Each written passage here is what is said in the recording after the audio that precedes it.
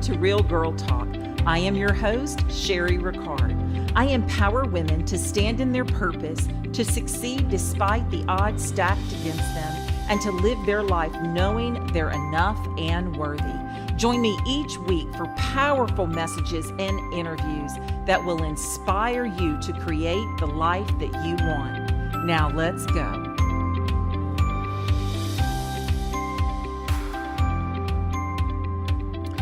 Hello there, my friends. It's Sherry Ricard, and I'm so glad to have you back listening to a Real Girl Talk podcast show. Thank you for being here. Today, I'm going to talk to you guys about building a stronger you in your career. So maybe you're feeling stuck in your job, or maybe your talents would be better served in a different field.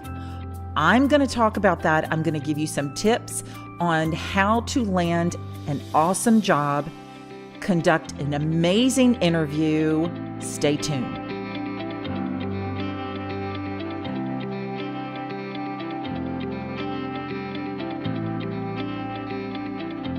Hey guys, so we're going to talk about building a stronger you in your career. So you may be out of work right now, or you may be in a job that you're just completely sick of.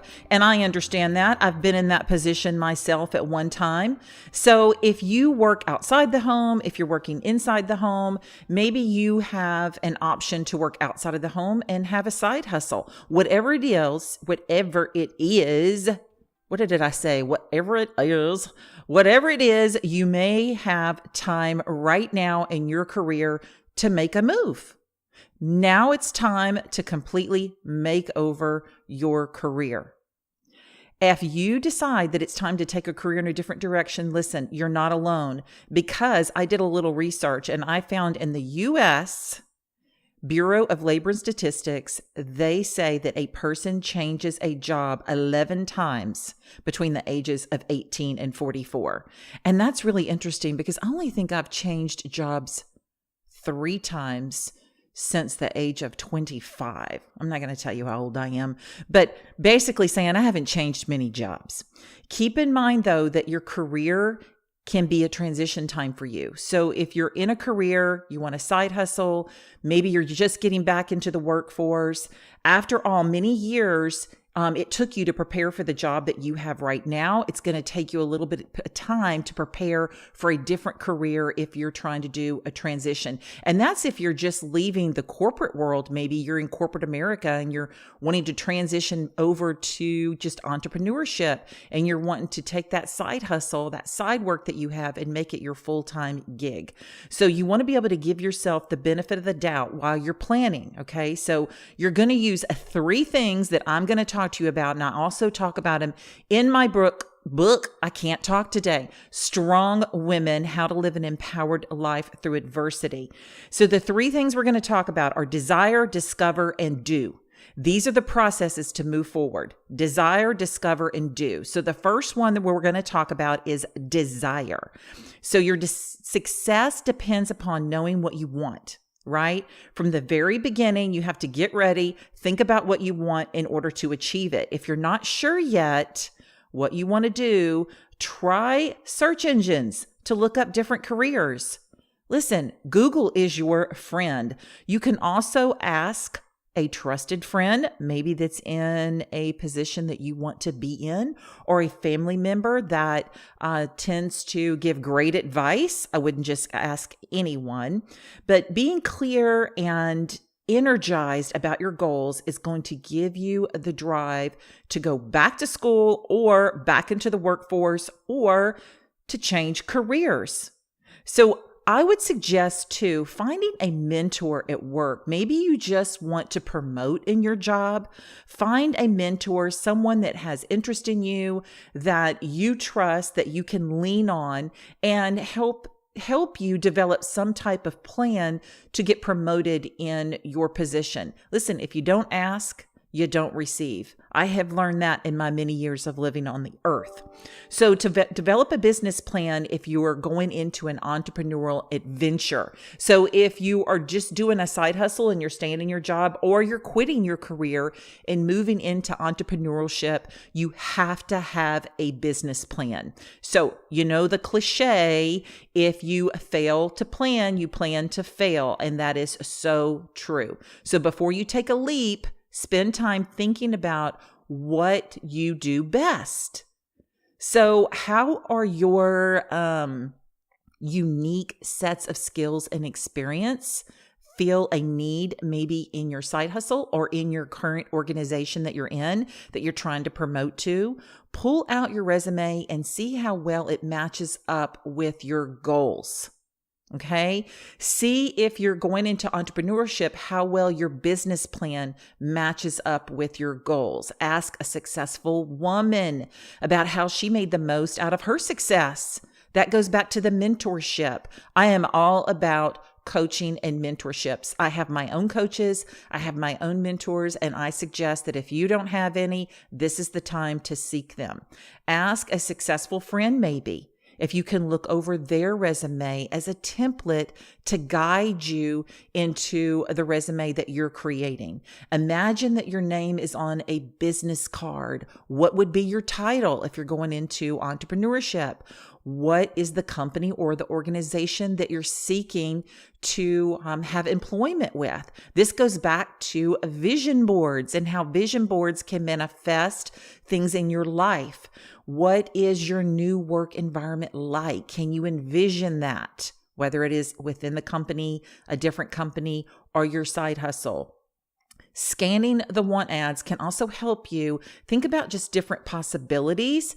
And when I say scanning ads, that's literally going online, because I don't know anybody that scans the ads in the newspaper, or if there's anything in the newspaper anymore that's going to add very much value. But once you've decided where you want to go, you're already halfway there. Literally, once you set your mind to what you want to do, you are halfway there. And you're going to go into what I call step 2, and that is the discover process. So in the discover process, you've already set your goals. Now it's time to research the job market in that particular industry that you're wanting to go into.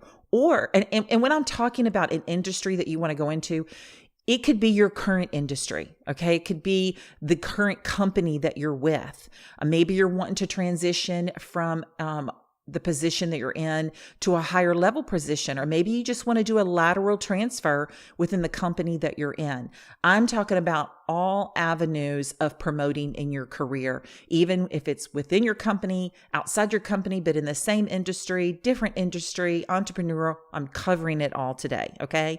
Prioritize your new career and your must-haves. So these are your non-negotiables: your salary range, benefits, work environment, leadership level. These are the things that are going to be in your career or your business that are non-negotiables that you're going to set your mind to and your standards to. So consider how strongly your desire is for a career change. Maybe you decide you're willing to move to a new town.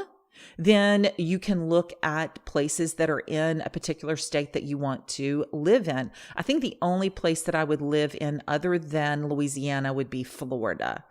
I don't know. Texas is great too. But I think that if I were to set my sights on something different, it would be definitely in the state of Florida. So maybe you're willing to relocate yourself. Maybe you're willing to cut your hair or cover up tattoos or go back to school so that you can qualify for a particular job. Don't discount part-time either, okay, or temporary or any freelance work or consultant positions, because if it's something that you're wanting to transition to, maybe you have to donate some of your time to be able to transition to wherever you're wanting to go. So this can give you like immediate experience and networking contacts for sure.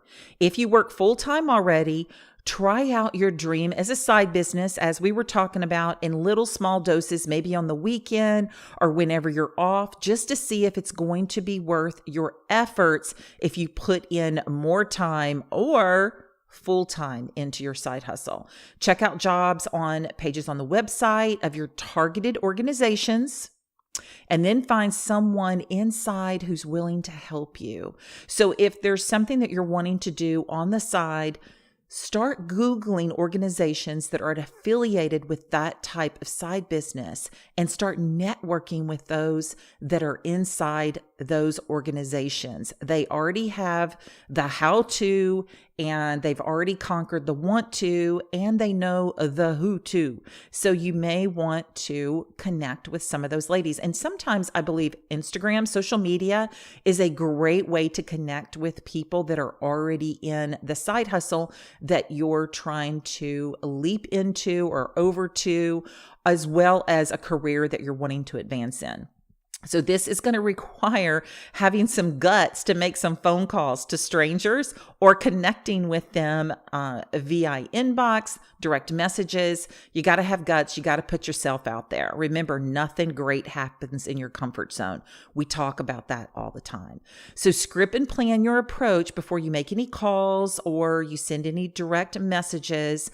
That's what the pros do. I'll just tell you, no one's just going to send random messages. They're going to thoroughly think about what they're doing before they approach someone, because first impression is everything. And if you blow that impression right off the bat, you can't make a second one. Okay. They're going to remember who you are, but don't get discouraged if you invest hours into this and it just doesn't turn out the way you want. Maybe it's just a stepping stone to get to where you need to be.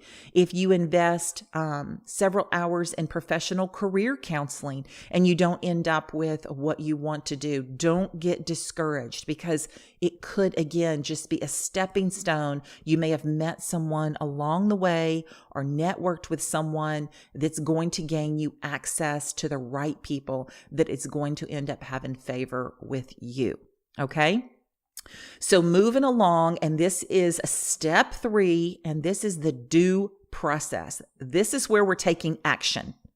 Remember, everyone can think of a dream. Everyone can come up with some ideas, but it's those that take action on those dreams and those ideas that lead to success and abundance and happiness and contentment and all of those things when you're working your plan that makes you thrilled and fulfilled. Okay. So your do and your action process is step 3. Step 3 is make at least, and I'm talking a minimum of 3 phone calls or connections every morning. And if you work full time, do it on your break or whenever you have a few minutes. Okay. You have to commit to yourself that you're going to make a minimum of 3 phone calls or some type of connection, emails to those that are going to help connect you to what you're wanting to do. And I want you to do that every single day. Get yourself invited, maybe to the Chamber of Commerce event or a trade association meeting in a field that you've been investigating or looking over. If your desire is to break into a medical sales field, which I am a professional in, I would make a few suggestions to help you here. A lot of people have come to me and said, Sherry, how do I break into your field? How do I break into your field? So listen, that if you're wanting to break into any type of medical business, sales industry, that is high up corporate America, I'm going to tell you that it is a full-time line of work. Okay. You want to make connections possibly at trade shows. We're always having trade shows. You can have a great way to walk up, meet some of the important people in the company. However, I will tell you, you have to be respectful of their time if you're approaching them at their booth. They're not there to hire for new employees. We are there when we have these huge conferences to build relationships and to sell to our current and new prospecting customers. You can ask someone, however, in the booth who the managing person is for their sales team, if that's what you're wanting to do, or if you're wanting to break into maybe their marketing industry or their educational industry, you can ask them who manages that particular team in your area and get an email. You could at least do that. And also you're going to gain a lot of knowledge by visiting the different booths. Now, whatever trade that you're interested in, they all have conferences. Always. They have conventions and conferences. Normally in your bigger cities, most of our conferences and conventions here in Louisiana are held in New Orleans. We have a huge convention center down on Riverside, and you're going to have huge conferences in Atlanta, Dallas, Houston, LA, Orlando. All of those places you're going to be able to go to those trade shows of companies and careers that you're wanting to break into, and you can at least meet and make networking contacts at those booths, but remember to respect their time. I'll tell you another way that you can get into the medical industry is you can go on a website that is very popular that's called reps.com. As well for positions in your particular territory or area that you're willing to relocate perhaps. It really helps to know someone in the industry that's really willing to go to bat for you and be able to confirm your reputation. I'll tell you, it is a difficult field to break into, but once you're in, you are on your way. So if your last interview was basically a university fair job, you got this job from the university fair some 30 years ago, you're going to need a little bit of coaching and practice no matter what your job is right now, because the industries have changed over the years. So look for committees and public meetings in your area of interest. It's a great networking tool for experienced professionals, and you can learn from them. But listen, be coachable. You may have your mindset of what you want to do, where you want to go, but be coachable if someone that is in that industry, that is in a leadership or an administrative role, is trying to tell you what to do and you're thinking, I'm not real comfortable in doing that. Listen, break out of your comfort zone. If they're trying to help you, you have to be coachable. Okay? If you're in a new role, that are you wanting to move into a new role or a position rather, then you have to be willing to also accept a little criticism from those that are experienced enough to educate you. I have done quite a bit of pageant coaching in the past. As some of you may know, I was in the pageant world from 12 years old to the age of 19. And then I went back into the pageant world in a Mrs. competitions for a couple of pageants. And it was just kind of like a little promise I did to my dad. I love the pageant industry. I think it builds a great confidence. I think that there are a lot of strong women that come out of the pageant system. And I've had to give a lot of constructive criticism to the girls that come to me for interview coaching. So I've done a lot of interview coaching, not just in the pageant system, but in the business world. And I will tell you what you're doing wrong and what you need to change. So you have to be willing to take that criticism from people that are experienced in particular industries that you're wanting to move into. So let's just get that, little chip off your shoulder and know that if someone's trying to help you, you have to be open. There are also a lot of programs out there that can help you become qualified to something new that you're wanting to pursue. So make sure you get on Google, and you can Google programs, conventions, conferences, continuing education of things that you're wanting to move into, even if it's starting your own business. You can purchase certain programs that are online. You can simply just look at YouTube. YouTube videos are amazing. Whatever you need help with, I'm telling you guys, it's online. But if you're wanting to get really deep, I would suggest a business coach. I would suggest an empowerment coach, some type of mentor that's going to be able to take you one-on-one and be able to hold you accountable week after week to get you to where you want to go. It just depends on how far you want to go. Do you really want to start this business, or are you willing to invest some of that time in that money that would be well spent? So we're going to jump into a rocking your interview. So if this is a job that you're trying to promote to, if you're trying to go back into the workforce, or you're looking for a new job, I'm going to tell you how to rock your interview. First of all, when you walk into the room, because I've done a lot of interview coaching, you walk into the room, you have to speak with confidence. Now, when we're talking about confidence, it's a lot about body language. It's not necessarily what you say, it's how you say it and how you hold yourself when you say it. So if you've already mastered the world of confidence, you are already on your way to a good job interview. All right. Employers, no matter what the job title, are constantly looking for someone who has the additive can-do magic personality that will naturally encourage those around them to follow them. So your job interview is going to be the single most important link between you and the job that you're seeking. You got one shot. However, some of the most confident people sometimes choke during interview time. So I'm going to give you a few tricks so that your confidence is going to shine through and your passion for this job can be maintained throughout the entire interview. First of all, utilize every single second you have been given in that interview. If your interviewer asks you to sum up your skills in 2 to 4 minutes, you're going to use all 4 minutes. When your interviewer asks you if you have any other questions or concerns before they're wrapping up the interview, this is your opportunity to show some skill and confidence. Always have at least 2 to 3 questions to ask during the conversation, even if it's just to clarify a statement that the employer was asking. If the interviewer has not addressed a salary maybe, or the hours of the job, then this is the time to ask. So I'm going to give you an example. You might say, as a question, may I ask what the salary range is for a blank with my skill and experience?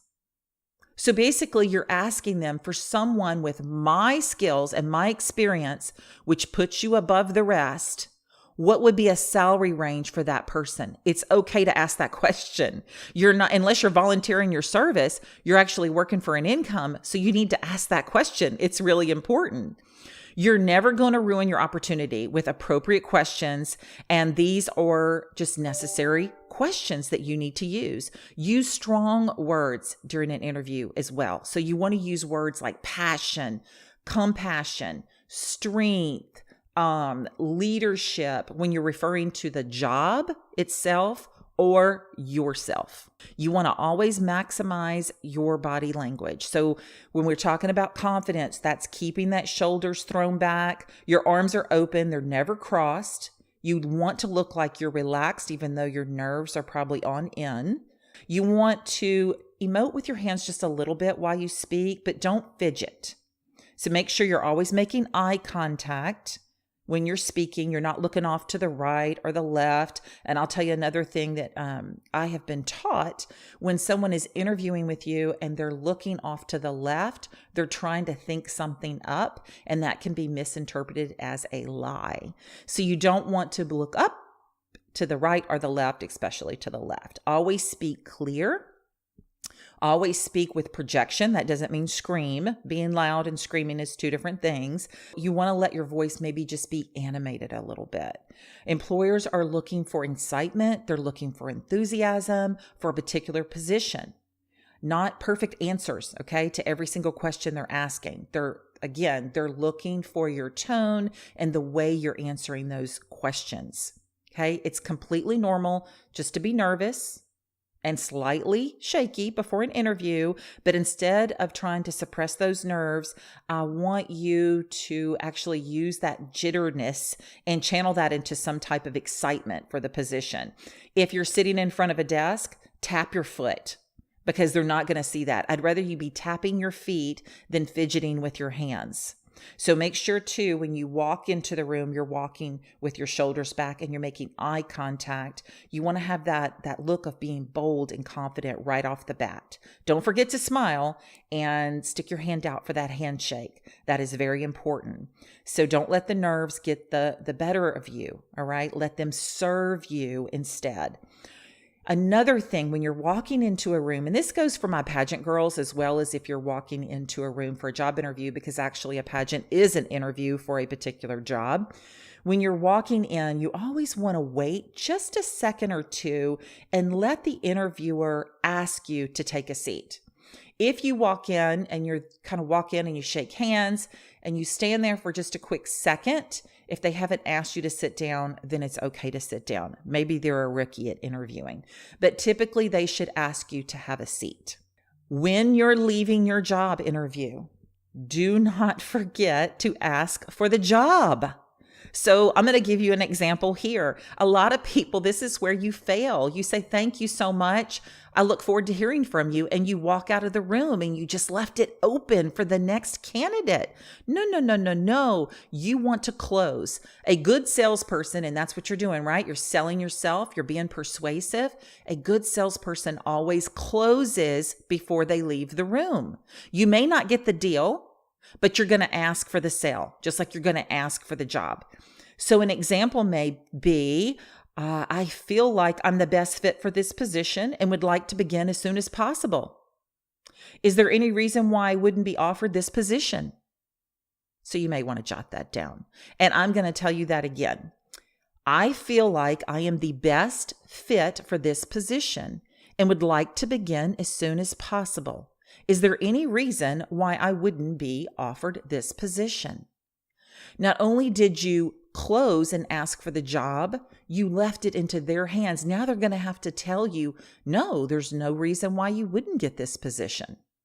So now they are thinking in their head, they can already see you in this position because there's actually no reason why you wouldn't have it. So I want you guys to try that on your next interview, whether it's for a new job or a promotion. Even if you're told that they will give you a call in a couple of days, that's okay. You can call them back in a few days, not the next day. Okay. Give them a few days. And you can just simply ask them what the status is of your application. It's okay to do that. You can also ask the interviewer, you know what? You have to ask the interviewer for his or her business card. You have to do this when you leave because it also lets them be able to hang you their business card, which people like doing that. It makes them feel empowered when they do that. You're taking that business card for a reason. You're going to email them a thank you by the end of the day. Always, always, always. Two things. You're going to close, ask for the job. Is there any reason why I wouldn't be a good fit for this position? And you're always going to send them a follow-up at the end of the day via email. So always reinstate your short and sweet emails, why you are the best candidate. Short and sweet, I tell you, okay? Why you are the best candidate for the job. If you're not picked for that job, listen, be polite about it. Move on to the next opportunity. You're not going to land every single thing that you're seeking. All right. That's just not realistic. Or you may, I know girls that have walked into beauty pageants. They've never done a pageant before in their life and they win the crown and everything there is. I know people that have walked into corporate America that have never worked in corporate America and they walk in and they land that first job. But listen, it's not always like that. And it's okay because every interview that you have is giving you the experience to perfect the next interview. So I hope all of these tips have helped you. And guys, if you haven't jumped over to my Instagram, please do. Empowerment is Beauty. As a matter of fact, I just posted a contest today for a gigantic coffee mug that says, wake up and be awesome. I love my coffee mug messages and I post them every week or two. And I decided this coffee mug was so cool. It's huge and I wanted to be able to give it away. So jump over to Empowerment is Beauty. And if you haven't done a rating on iTunes for Real Girl Talk, please, pretty please, with a sugar and spice on top, go over and tap 5 stars. And if you have just about 10 seconds, give me a quick review. It really helps on rankings for iTunes. And I appreciate you so much. And remember, to step out of your comfort zone. Keep your faith in God and try something this week that you've never attempted before.